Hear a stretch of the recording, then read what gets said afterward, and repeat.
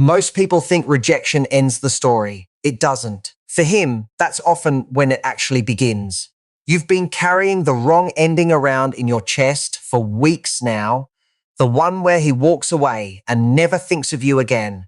The one where the last thing he said becomes the last thing there ever is. That version of events is a comfort and a lie at the same time. It's a comfort because it lets you grieve cleanly. It's a lie because he never left the way you think he left. He stepped back. Yes. He said the words, "I'm not ready. I need space. I just don't feel it the same way." And then he did something you didn't have the bandwidth to notice because you were too busy deciding what you'd done wrong. He waited. Not for you to leave, for you to react.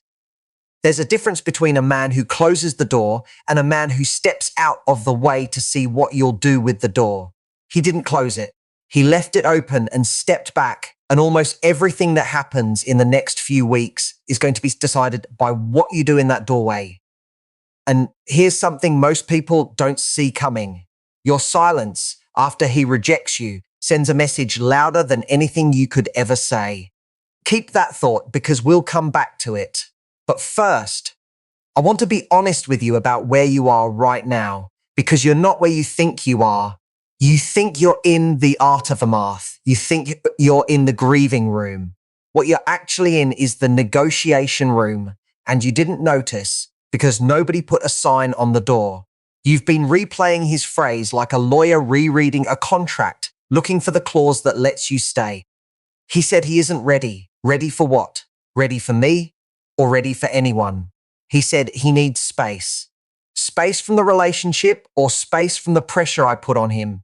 He said he just doesn't feel it the same way. Same way as when? And compared to what? And does that mean it could come back? These aren't real questions. They're the sound of a heart trying to bargain with a fact. And the fact is not that he doesn't want you. The fact is that he chose not to have you. And those are two entirely different things. And one of them you can argue with and one of them you can't. You asked for a verdict and he gave you one. The torture isn't the verdict. The torture is that you've refused to accept it as final. So you keep the courtroom open in your head and he keeps being the only witness. Picture this. It's 11 at night, maybe later. The phone is face down on the nightstand because you've been checking it so often that the sight of it empty has started to feel like a small public humiliation, as if the phone itself is embarrassed for you. You've already written the text in your head, not a desperate one, a reasonable one. "I hope you're okay. I just wanted to say I don't regret us. I know you need space and I respect that."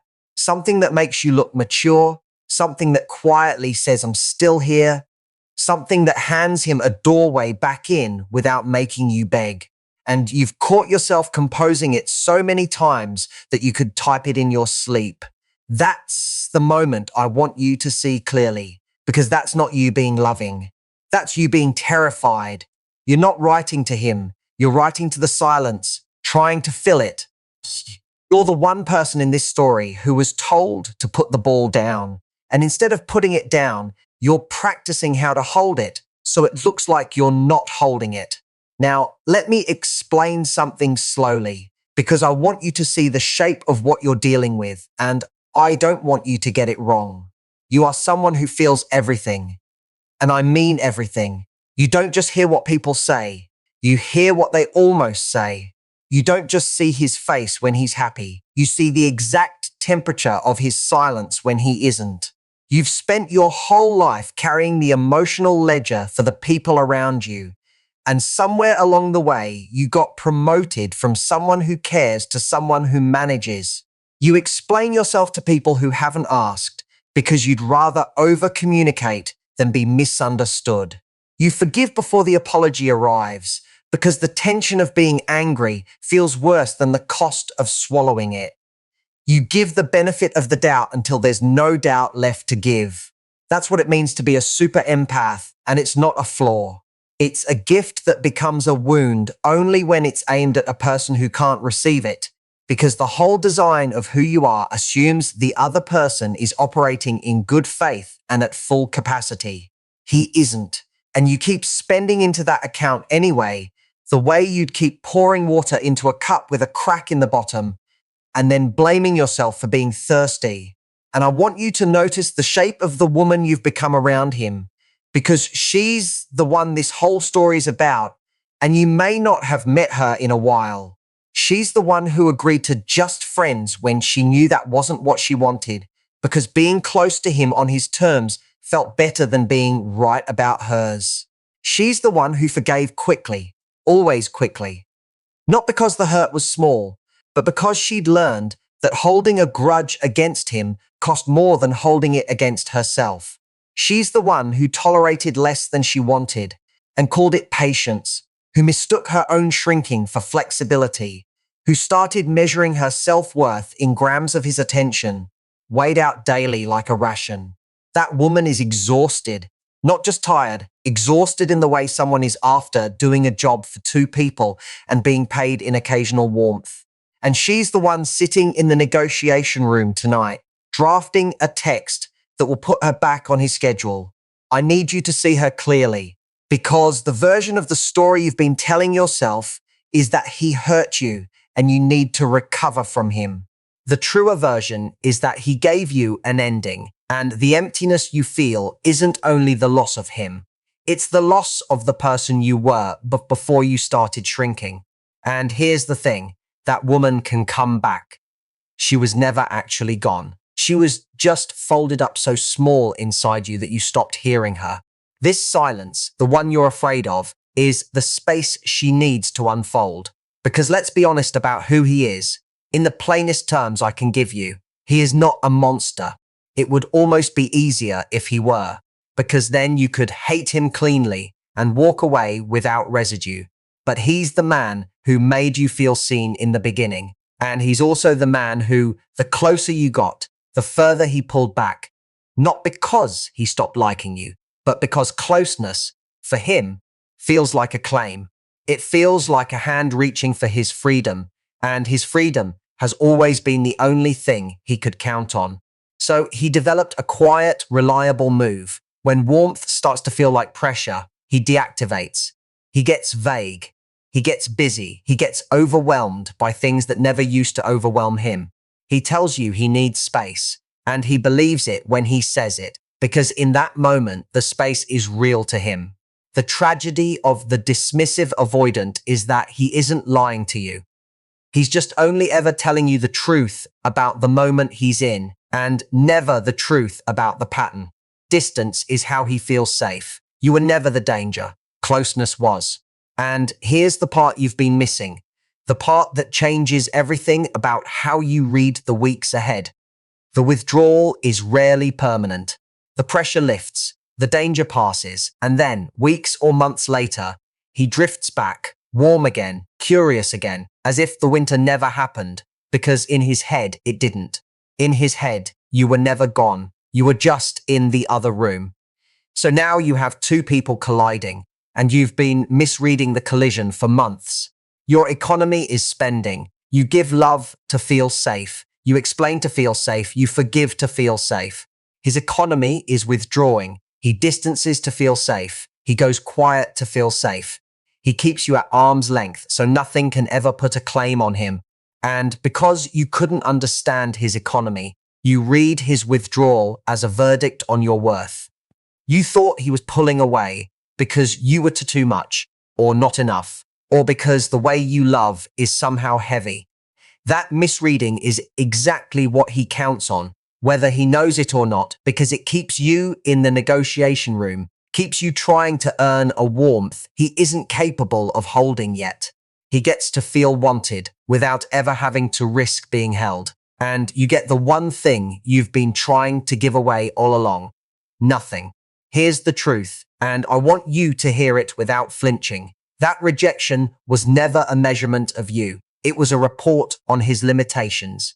You handed him something real, and he couldn't hold it. And instead of saying, "I can't hold this," he said, "You were the problem." That's not honesty. That's a failure of courage, wearing honesty's clothes. He didn't reject your worth.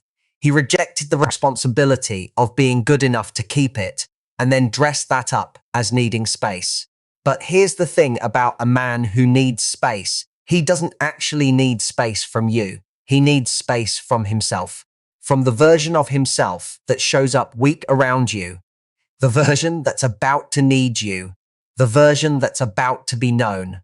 Your warmth is the most threatening thing he has ever met because it asks him to be present, and presence is the one muscle he never trained.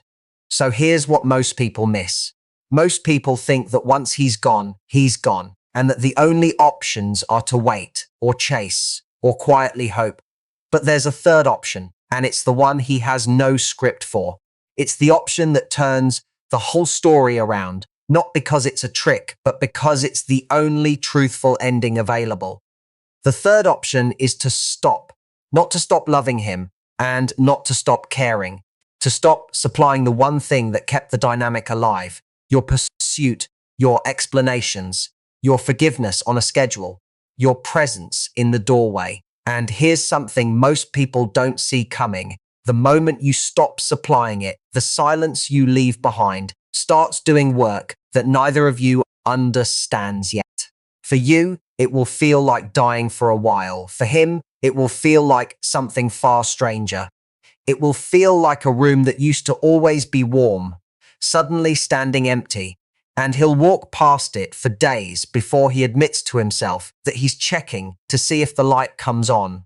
That's the mechanism we need to walk through next, because it's the long middle of this story, and it's where most women lose the plot. They do everything right for a week, and then the silence gets too loud and they break it. I want you to understand what happens on his side during those weeks, because when you understand it, you stop fearing your own quiet. You stop reading it as abandonment and start reading it as what it actually is. A boundary so quiet that he doesn't even know he's hit it until he's already on the other side. One more thing before we go into the machinery of all this, and I want it said plainly because you will need it in the weeks ahead. You're going to be tempted to make him the exception to every rule you'd give a friend. You'll tell yourself that your situation is different, that he's different, that what you had was too specific to be explained by any pattern. I get it, and I'm not going to argue with you.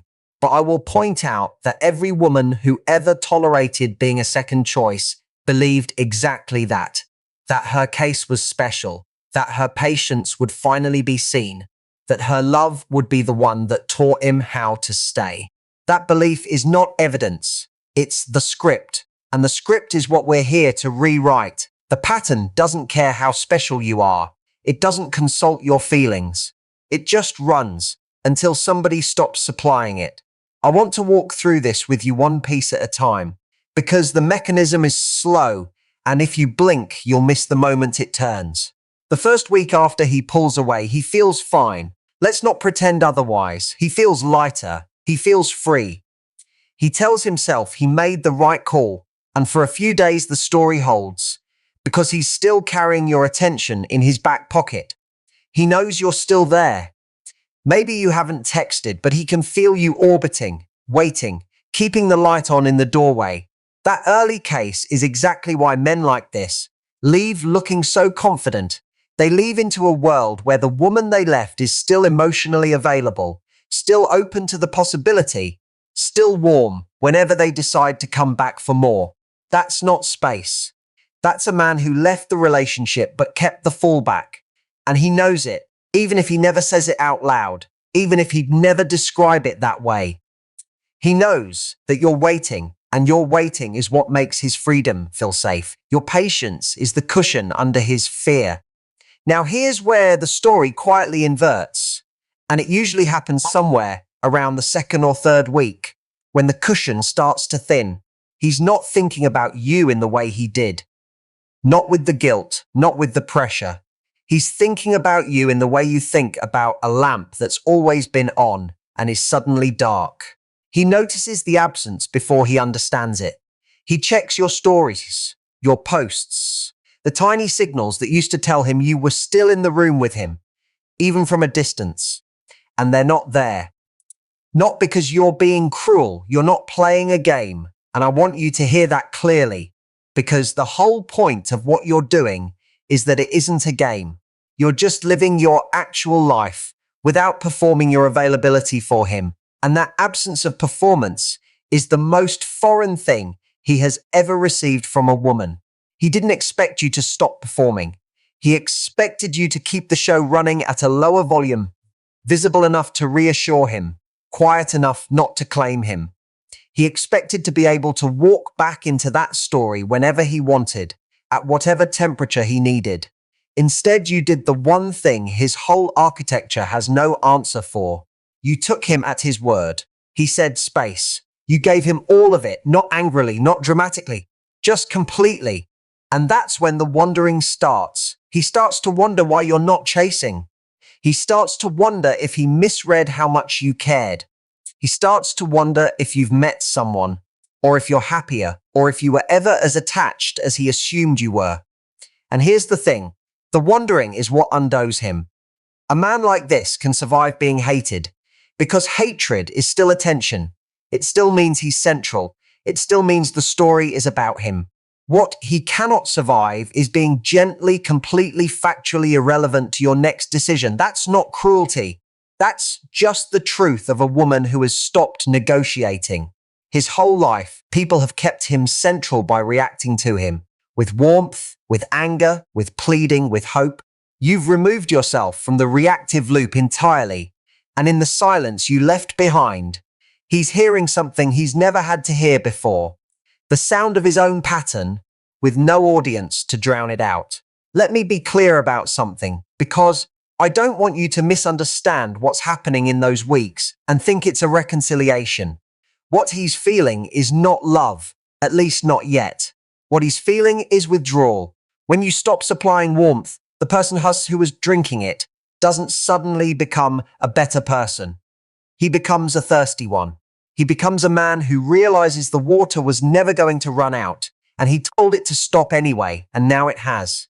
And I want to give you the full architecture of what happens next, because there are 3 moves he will probably make, and you need to be able to recognize each one without being fooled by its packaging.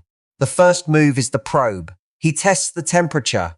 It can look like a story reply, a message that's friendly and low stakes. Something designed to look casual while actually measuring whether you still have a pulse for him. He didn't expect you to respond warmly and move on with your evening. He expected you to seize the opening, to treat his small signal like a door reopening, to pour your stored-up warmth through it before it closed again. Instead, you responded, or you didn't, but either way, you stayed exactly where you were, and the probe told him nothing except that the lamp is still dark. That silence is not rejection, and he knows it. That's what makes it so unsettling for him. A woman who rejected him, he could understand. There'd be a reason, a story, a handle. What he cannot get a grip on is a woman who simply doesn't need him for the next chapter of her own day. The second move is the orbit. If the probe fails to pull you back in, he doesn't escalate. That would be too direct for a man whose whole strategy is plausible deniability. He drifts closer without approaching. He watches. He lets you see him watching, sometimes. He becomes present in the spaces you share, warm when he's near you, cool when he's not, always leaving the door slightly ajar, always suggesting that if you wanted to, you could walk back through. This is the most dangerous phase for you because it feels like growth. It feels like he's coming around, like patience is finally being rewarded, like the sweet ending is in reach. And the truth is that the orbit is not the relationship coming back to life. The orbit is a man keeping the supply on a leash. He doesn't want to be with you yet. He wants to know he could be. He wants the warmth without the claim, the company without the conversation, the feeling of being wanted without the risk of being known. And you, if you're not careful, will read the orbit as the reunion and settle for half a man circling your airspace because your heart is so hungry for the version of him that left that it will accept the shadow of him that returned. And the third move is the question you'll love to hear and the one you need the most caution with. He asks you again, for time, for a coffee, for a conversation, for a second chance to explain himself. Sometimes it comes after the orbit has finally worn him down. Sometimes it comes months later, out of nowhere. And this is where your new understanding gets tested, because everything inside you will want to say yes before the sentence is finished. So let me give you the difference between his return and his growth. And it's a difference most women never learn, because most women are so relieved by the return that they never check for the growth. Does he want you, or does he want to feel wanted? The answer most of the time is that he doesn't know the difference yet. He comes back because the silence got too heavy, because he missed the warmth, because being alone with his own pattern for too long is more than he can hold. That's not love. That's a man returning to the place where he doesn't have to face himself. And if you accept him on those terms, you haven't gotten your reunion. You've gotten your next lesson, the same one, with the same teacher, set at a slightly higher difficulty. He didn't expect you to be able to tell the difference. He expected you to be so grateful for his return that you'd accept any version of him that showed up. But you're not that woman anymore. You haven't been since the night you stopped drafting the text. So let me tell you what real change actually looks like, so you're never fooled by the counterfeit. Real change looks like a man who can name what he did without being prompted. Real change looks like a man who says the specific thing, not "I'm sorry you felt that way," but "I deactivated when you got close. And that's a pattern I've had since I was a kid, and I'm done letting it make decisions for me." Real change looks like a man who asks for something concrete and gives something concrete, who doesn't orbit, doesn't probe, doesn't keep the door ajar so he can slip back out. Real change looks like a man who is uncomfortable, visibly, honestly uncomfortable, telling you the truth about his limitations instead of performing a smoothness that cost him nothing. And ask yourself, sitting here right now, whether the man you're holding in your chest could do that. Not whether he might eventually, with enough patience and enough love. Whether he could, in his current shape, with his current tools. Because the pattern doesn't care how long you wait. The pattern only changes when the person inside it does. Here's the truth, and it's the truth at the center of this whole story, the one you've been circling all along. Silence is a mirror. That's what it is, plain and simple. When you go quiet after he rejects you, you're not punishing him, and you're not testing him, and you're not trying to make him miss you. You're holding up a mirror and stepping out of the frame. And what he sees in that mirror is the truth about himself that your warmth has been politely covering for the entire relationship. For as long as you were warm, he never had to look at the cold he was handing you, because your patience made it look fine. You absorbed it. You explained it away. You forgave it on schedule. And every time you did, you wiped the mirror clean before he had to see anything. That's what a super empath does. And it's exactly why a man like this will always, eventually, wound you. You keep cleaning the mirror for him. And the moment you stop cleaning it, he's left standing in front of it, and what he sees is not the monster you'd want him to be. He sees a man who had something real in his hands and dropped it because it was heavy. A man who called his own fear a need for space. A man who told a woman who loved him that she was the problem and now has to sit with the math of that decision. He sees it, not all at once, in pieces at 3 a.m, in the gaps between distractions, in the silence that used to be filled with your voice. A mirror held up long enough does not let a man look away. And here's what's actually happening underneath all of this, because I want you to understand the machinery and not just the mood. His whole pattern is built on a single belief, that if he stays distant, nothing can hurt him. Distance is his armor. It's how he survived whatever he had to survive to become this particular kind of man. Someone who learned early that getting close means eventually getting stung, and that the only reliable protection is to never fully arrive. So he built a system. He gives a little, takes it back a little, keep people at a precise temperature where they're warm enough to stay and never so close that he's actually known. And you, by being who you are, walked right into the one blind spot that system has. You loved him without conditions and without armor, and your openness was so disarming that he almost let himself be known. And then the fear arrived, as it always does, and he did what the system tells him to do. He withdrew. He didn't withdraw because you failed. He withdrew because you succeeded, because you got tricks to make his protection feel like a cage, and the panic he felt was not about you. It was about the size of his own heart, which he has spent a lifetime pretending is small. Now, the question you may be asking is whether he feels any of this, or whether I'm handing you a fantasy to comfort you, and I'm not going to hand you a fantasy.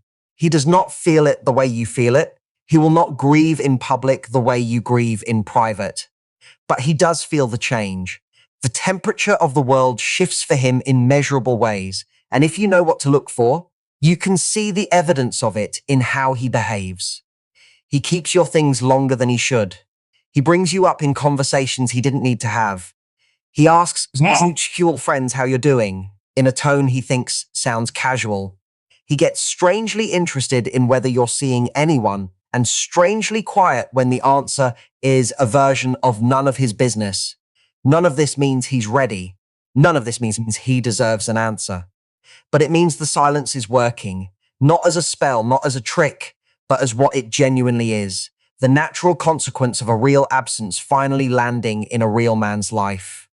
And I want you to know that the revenge in this story, if you want to call it that, was never yours to administer.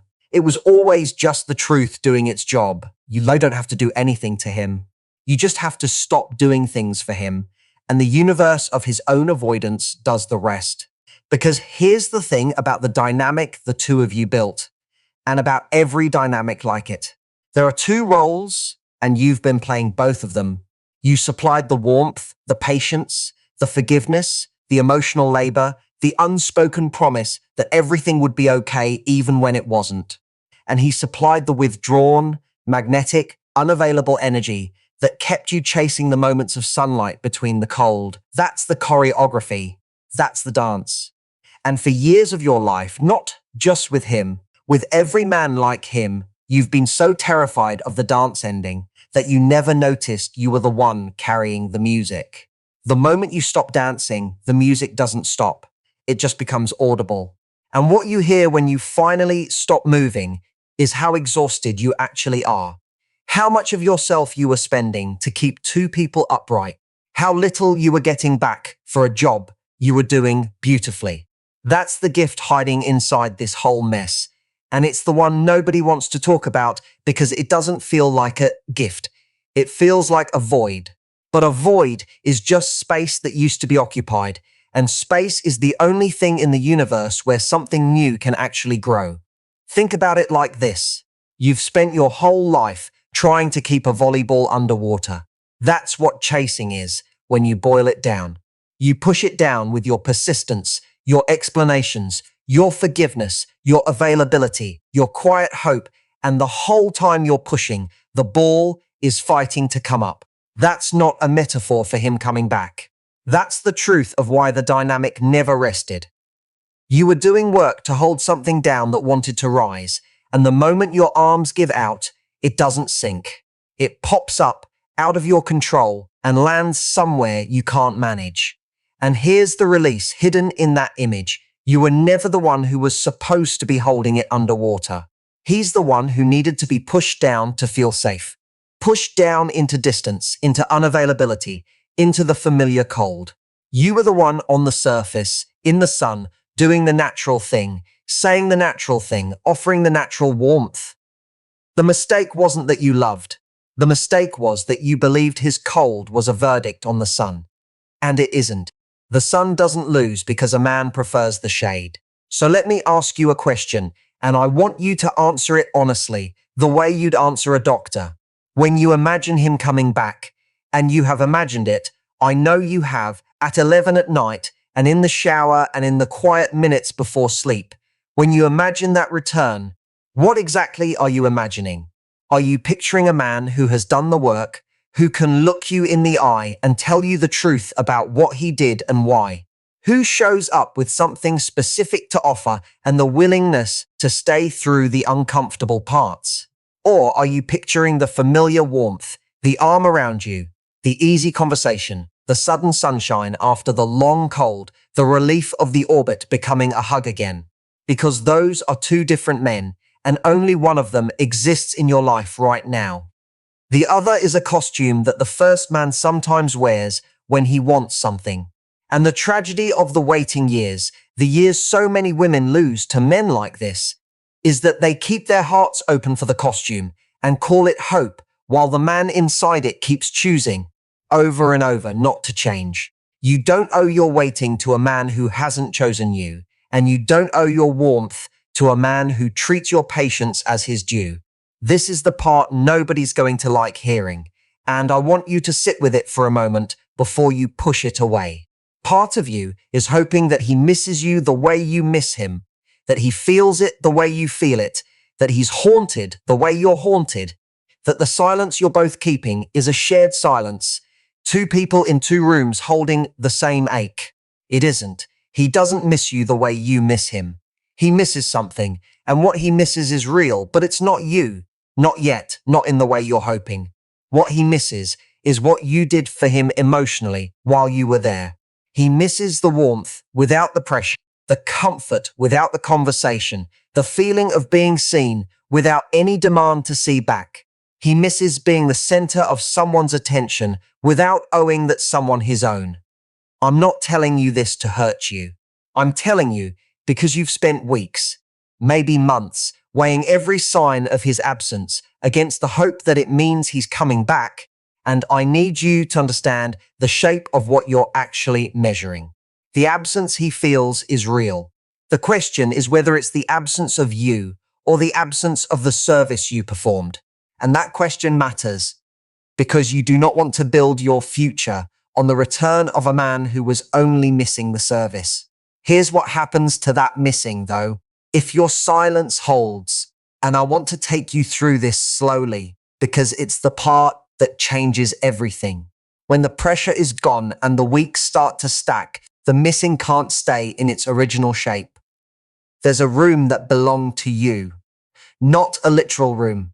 The space in his life where your warmth used to live, where your voice used to sit in the silence, where your laugh used to land after something he said.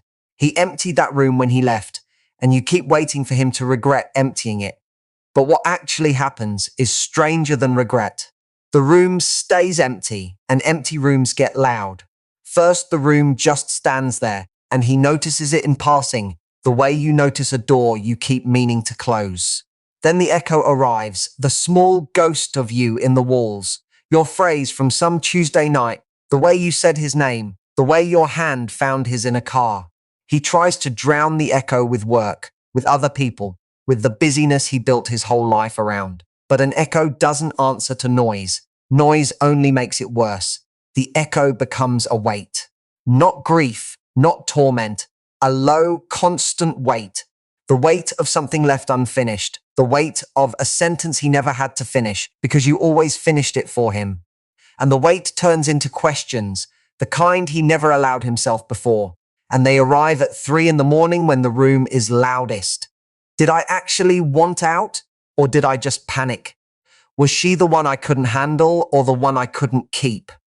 What kind of man tells a woman who loves him that he needs space, and then spends his nights measuring how much space he really wanted? For months he could keep those questions at a distance, because your warmth kept supplying the answer his pattern needed, that you were fine, that you'd wait, that he hadn't really lost anything. And now the room is silent, and there's no answer playing except the questions. And this is where the reckoning lives, not in the drama of a confrontation, not in a grand realization he'll announce to you one day, in a sealed room in the middle of his life, a room he keeps walking past, a room he started standing at the threshold of, a room that has his name on the door and your warmth set into the walls like a smell he can't air out, and he knows, standing there, that nobody sealed that room but him. And here's the thing about that room that neither of you fully understands yet. As long as you were in it, supplying the warmth, he owned the story. He was the author. He could leave and return on his own schedule, and the love inside the room made his freedom feel safe, because he knew the light would still be on whenever he came back for it.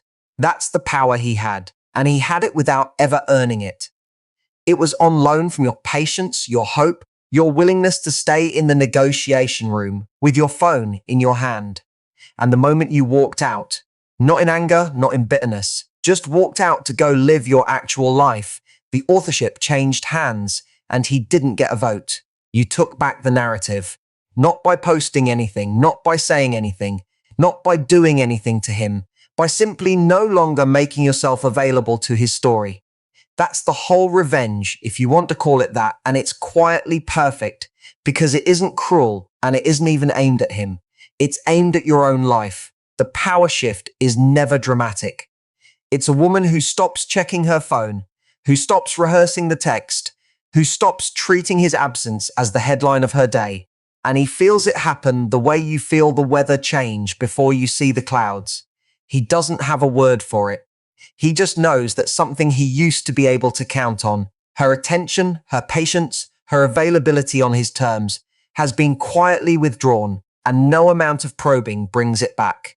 Picture him at midnight, a month and a half in, phone in his hand, your name open in the thread. He's typed something, not a long thing, 3 lines, the kind of thing that sounds casual on purpose. Hey, I was thinking about you the other day. How's everything going?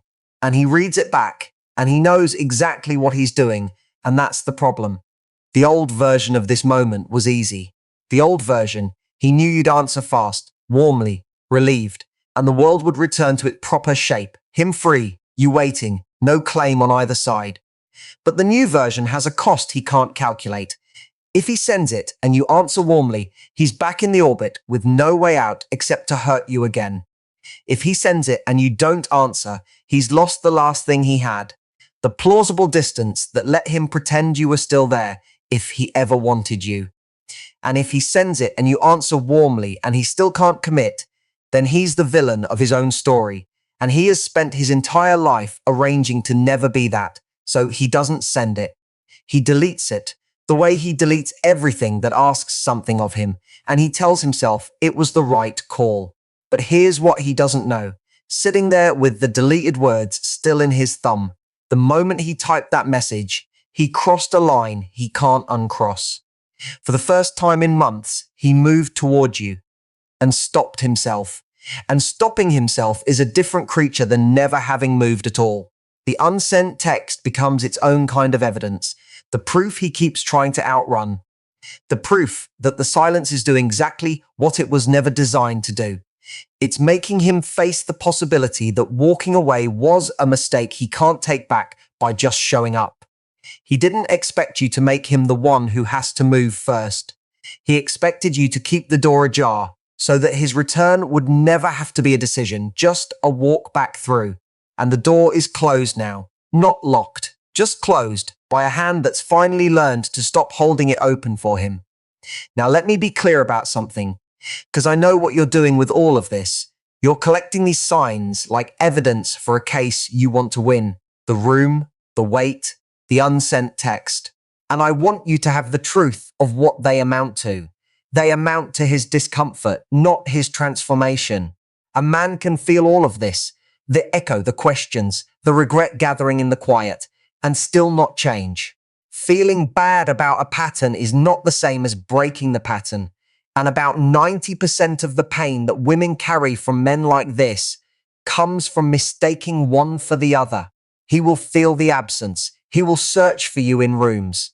He will almost reach out, and then he will reach out, probably, eventually. And if you have not built a life that doesn't depend on his return, you'll let him back in at the first warmth, and the whole mechanism will reset, and you'll be back in the negotiation room with a slightly older version of the same lesson. So I need you to understand what his discomfort actually is. Not proof of his readiness, just proof of his loss. There's a difference, and the difference is the whole game. His discomfort tells you he felt you leave. It tells you nothing about whether he's willing to go to the uncomfortable place that keeping you would require. That place, the place where he has to look at his own pattern, name his own fear, sit in his own limitation and do something about it, is where his change would have to happen. And it's a place he has never once chosen to go for anyone. Not for you. Not yet. Maybe not ever. And your dignity doesn't depend on which of those it turns out to be. And here's the quiet thing I want to put in your hands as we leave the machinery of his mind and turn back to you.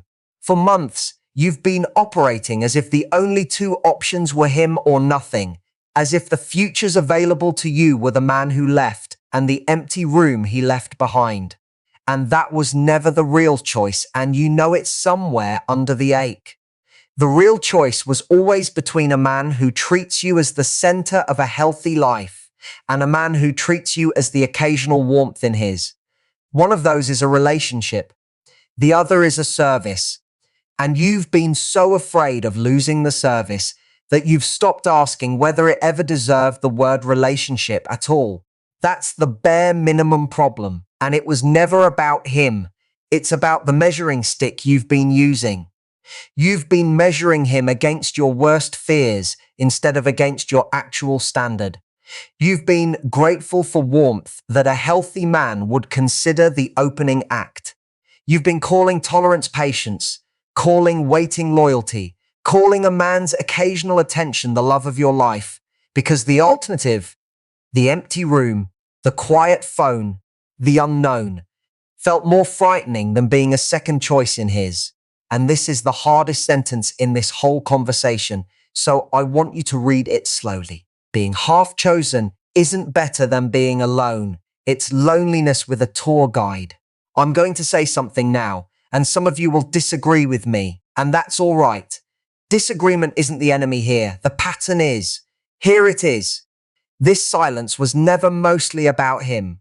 It was mostly about you. And if you spend the next months only watching his side of the street, watching for the probe, the orbit, the message, the return, you'll have run the mechanism perfectly and missed the entire point of why you went quiet in the first place. The silence is a two-sided coin. On his side, it's the mirror and the empty room. On your side, it's something even more important. It's the first time in years that your emotional energy has been entirely your own. You've spent your whole life living in other people's economies, feeling their moods, managing their distances, forgiving their failures before they apologize, explaining yourself to people who never asked for an explanation. And now, suddenly, with him gone, there's nobody to feel for, nobody to manage, nobody to forgive on schedule. The silence you've been calling emptiness is actually the first quiet you've had in years. And I know it doesn't feel like a gift. I know it feels like a room with the lights off. But you've been so terrified of that room that you never noticed the obvious thing about it. It's the only room in the house that's actually yours. There's no one else's mood hung on the walls. There's no one else's schedule on the door. The room is empty, yes, but empty is not the same as dead. And a woman sitting alone in a room that belongs to her is not lost. She's in the middle of becoming. That's the part of this story almost nobody talks about because it doesn't sell the fantasy of the comeback. The man will feel the absence, and the absence will do its slow, honest work in him. But the woman's transformation is the real headline, and it's quieter, so everyone misses it. You think of yourself as the one who was left, and you've been mourning yourself as if you died in that room. And I need you to consider a different description of what happened. You were a plant grown in the wrong soil, good roots, all the right will to grow, all that strength spent on ground that couldn't hold you. And the person who walked away didn't kill the plant. He just vacated the wrong soil, and now the plant finally gets to decide where to put its roots down. That's not a euphemism for getting over him. That's the actual work. You get to choose the soil. For years, maybe your whole adult life, you chose based on what other people could give you. You chose the man who was warm some days and cold most days, and you built your sense of your own worth out of the grams of warmth he handed you. The silence is the end of that economy, and the end of an economy feels like poverty until you remember that you were the one printing the currency all along. Your warmth was never his to ration. It was yours. It is yours. And the woman you're becoming in this quiet, the one who doesn't check the phone, the one who doesn't draft the text, the one who goes to dinner with her friends and forgets for 3 hours that he exists. She's not faking confidence. She's the version of you that the years of shrinking were hiding. The you he rejected no longer exists. Not because you're pretending to be different, but because you actually are different. And the difference is that you've stopped negotiating with someone who never had anything to bring to the negotiation. And now I want to give you the small, real instructions, because transformation is not a feeling, it's a schedule. And most women lose this part, not because it's hard, but because it's unglamorous. Pick up the phone and call the friend you went quiet on. Not to talk about him. To talk, to ask about her life, her week, the things she was worried about that you never followed up on, because your attention was being held hostage in his room. Apologize if you need to. Then do it again with the next person. Re-enter your friendships on your own terms, and let the people who love you relearn the shape of you without him as your translator. Move your body, not to punish it, not to earn his attention with a photo, just move it. Walk until your head clears. Swim, run, stretch on the floor of your living room. Grief lives in the body, and bodies that move don't let grief build a permanent residence. Tidy the loose ends. The book you abandoned, the class you keep saying you'll take, the project you deferred because your evenings belong to the orbit. These are not distractions from your healing. They are your healing in its real, unglamorous, repeatable form. And here's the instruction that matters most, the one you'll resist. So I'm going to say it plainly. Do not decide during this period what you'll do if he comes back. That decision is the doorway back into the negotiation room. And it's the fastest way to spend this whole transformation waiting in it. Let the decision stay in the future, where it belongs. Your only job right now is to become the woman you'd need to be for the next chapter of your own life. Not for his return, not for his regret, not for the reunion you've rehearsed at night. The next chapter of your life is the only reunion that was ever actually promised to you. And you're the only person who can keep that appointment. So here we are at the end of this, and I want to close the room the way these things should be closed. Quietly, with the truth, no fireworks. Most people think silence after rejection is the weaker move, that it's hiding or sulking or playing a game. It's none of those things. It's self-respect, deciding that your attention is not a public good, that your warmth is not an open house, that your time is not something he can rent whenever the quiet gets too loud for him. And I want to say that word a few more times because you need to hear it in your own voice, not mine. Dignity, self-respect, your time. These are the verdict words of the whole story, and they are not things he took from you. You lent them to him, and the silence is the withdrawal of the loan. He feels it. You will feel it too when the ache fades, as a returning warmth that has nothing to do with him. The comeback was never him walking back through the door. The comeback is you standing in the middle of the room that's yours, in the middle of the life that's yours, no longer negotiating with anyone who doesn't know what you're worth.